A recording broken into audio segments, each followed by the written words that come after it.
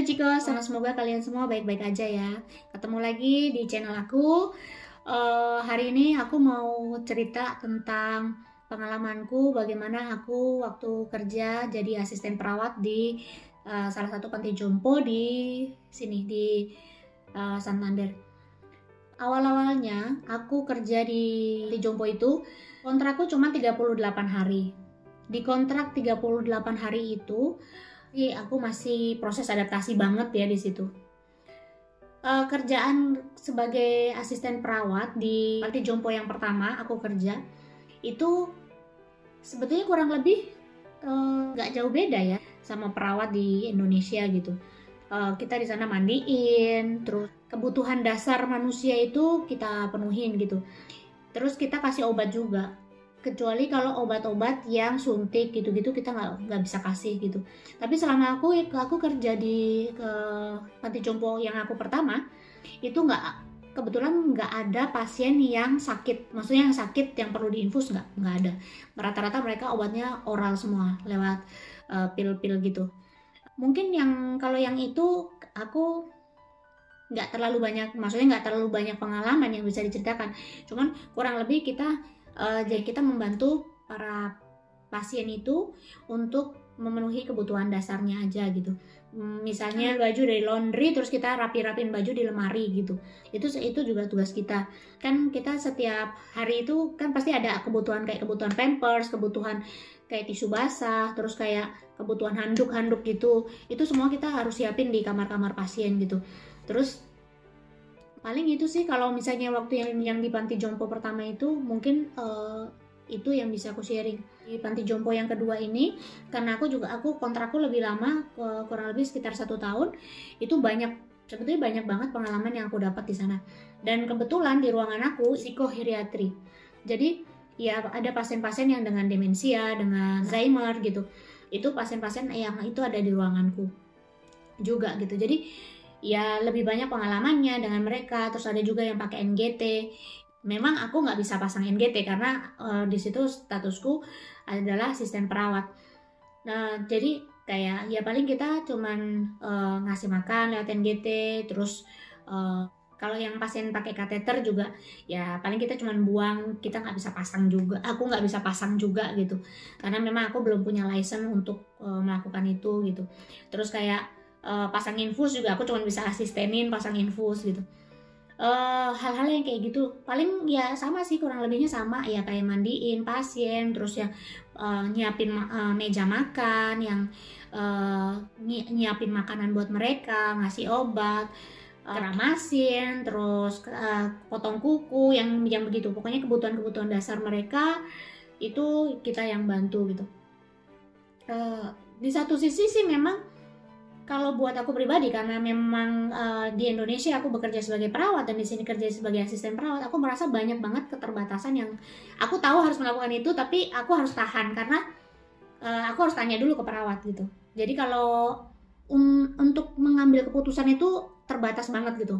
Misalnya contoh, ada pasien, aku merasa bahwa itu pasien posisi tidurnya tuh nggak enak gitu. Aku harus nanya ke perawat, boleh nggak kalau aku pindah posisinya jadi begini gitu. Oh iya, bagus, itu harus begini begitu gitu. Nanti perawat yang memutuskan gitu. Itu hal sepele ya.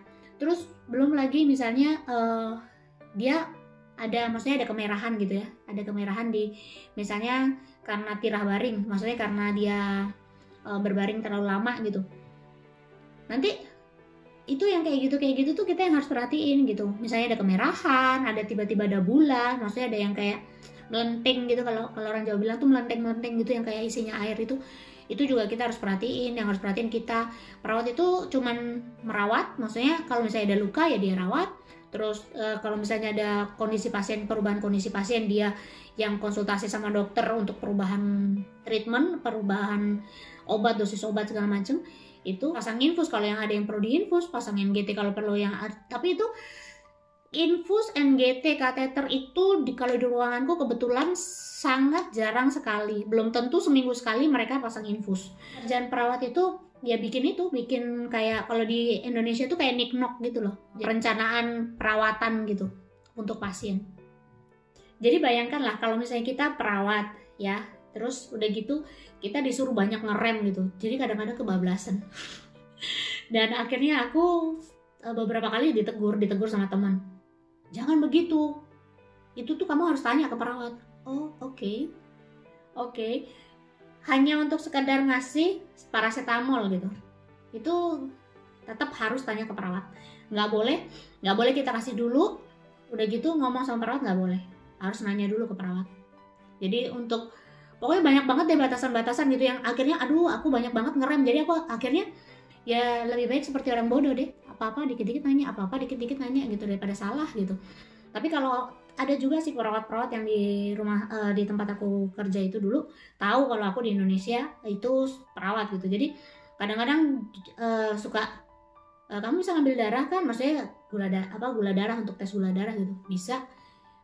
Ya udah kamu lah ya, kata dia gitu. Jadi ya untuk ya sama-sama meringankan, karena kalau kadang-kadang nunggu mereka juga, karena mereka juga nggak, jadi satu orang perawat itu bisa buat, kalau yang dinas pagi itu bisa jawab mereka 2-3 lantai gitu. Terus kalau yang dinas sore itu tanggung jawab mereka satu perawat itu bisa 7 ruangan. Jadi kadang-kadang nungguin mereka itu kita udah bisa melakukan hal yang lain gitu. Terus kayak bersihin luka kayak gitu. Jadi banyak juga yang kalau yang mereka tahu gitu, kamu bisa kan, ya udah kamu aja gitu. Ya kalau misalnya udah dikasih mandat begitu ya udah aku bisa kerjain gitu. Tapi kalau enggak ya tanya, apa-apa tanya gitu.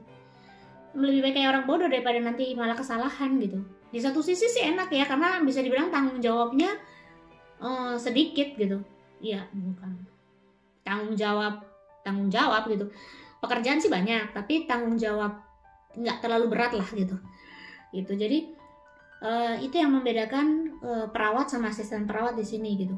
Aku bilang aku berbicara sesuai dengan pengalamanku sebagai asisten perawat di panti jompo. Tapi mungkin kalau di rumah sakit akan beda cerita gitu, karena aku belum pernah masuk ke dalam rumah sakit untuk jadi asisten perawat di rumah sakit, jadi aku belum bisa komentar apa-apa, belum bisa cerita apa-apa gitu. Hari ini sekian dulu ceritaku.